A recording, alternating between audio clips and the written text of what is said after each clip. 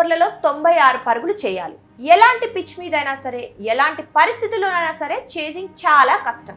పైగా 6 వికెట్లు పోయాయి. కోల్కతా మ్యాచ్లో రాజస్థాన్ పరిస్థితి ఇది. భారీ లక్ష్య ఛేదనలో పోరాడుతున్న రాజస్థాన్ ఓపెనర్ బట్లర్కు సహకరించేవారు లేరు. కానీ అతడు మాత్రం పట్టు వదల్లేదు. అప్పటి వరకు గెలుపు తమదేనని ఆశల్లో తేలుతున్న కోల్కతా ఆటగాళ్లకు చుక్కలు చూపిస్తూ రాజస్థాన్కు అద్భుత విజయం అందించాడు. వీరోచిత శతకంతో కోల్కతాకు భారీ స్కోరు అందించిన నరేన్ సెంచరీకి విలువ లేకుండా చేశాడు. ఈ సీజన్లో 2వ సెంచరీతో చెలరేగిన బట్లర్ రాజస్థాన్కు 7 మ్యాచ్ల్లో 6వ విజయం అందించాడు.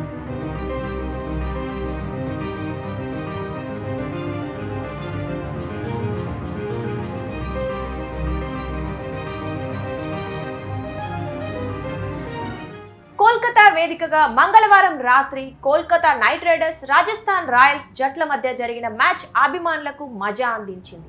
చివరి బంతి వరకు ఉత్కంఠ రేపిన ఈ మ్యాచ్లో రాజస్థాన్ రాయల్స్ 2 వికెట్ల తేడాతో అద్భుత విజయాన్ని అందుకుంది. ముందుగా బ్యాటింగ్ చేసిన కోల్కతా జట్టులో సునీల్ నరైన్ 56 బంతుల్లో 109 పరుగులు చేయగా రఘువంశీ ఒక్కడే 30 పరుగులతో రాణించాడు.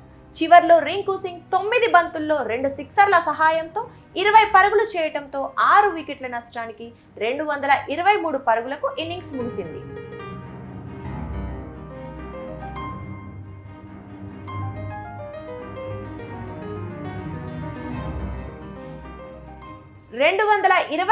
పరుగుల విజయ లక్ష్యంతో బరిలోకి దిగిన రాజస్థాన్ రాయల్స్ లో బట్లర్ ఆటే హైలైట్.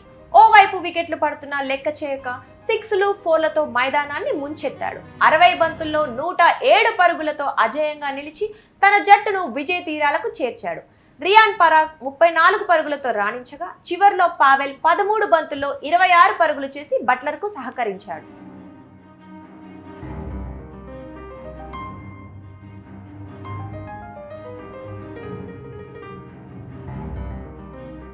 రాజస్థాన్ రాయల్స్ చివరి 2 ఓవర్లలో 28 పరుగులు చేయాల్సి వచ్చింది. అయితే ఆ స్థితిలో బట్లర్ తోడుగా మిగిలింది టెయిలెండర్లు మాత్రమే.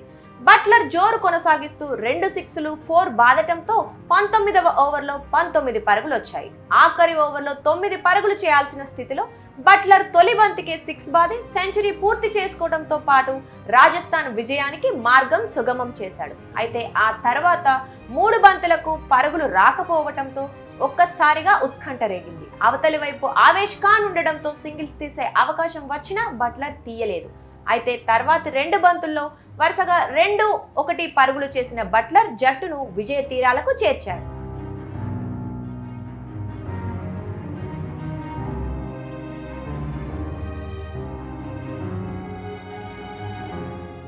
రోజుల కిందట బెంగళూరుతో రాజస్థాన్ మ్యాచ్. చిన్నస్వామి స్టేడియంలో RCB star batter Virat Kohli 72 బంతుల్లో 113 పరుగులతో అద్భుత శతకం సాధించాడు. దీంతో రాజస్థాన్కు 184 పరుగుల లక్ష్యాన్ని నిర్దేశించింది ఆర్సీబీ. కానీ ఓపెనర్ బట్లర్ విరాట్ శతకానికి విలువ లేకుండా చేశాడు.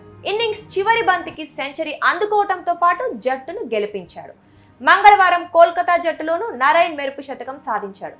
కానీ ఈసారి ఇంపాక్ట్ ప్లేయర్ గా వచ్చిన బట్లర్ మరో అజేయ సెంచరీతో జట్టును గెలిపించి నరైన్ శతకానికి విలువ లేకుండా చేశాడు. బట్లర్ దూకుడుతోనే రాజస్థాన్ జట్టు 7 మ్యాచ్ల్లో 6 విజయాలతో పాయింట్ల పట్టికలో అగ్రస్థానంలో కొనసాగుతోంది.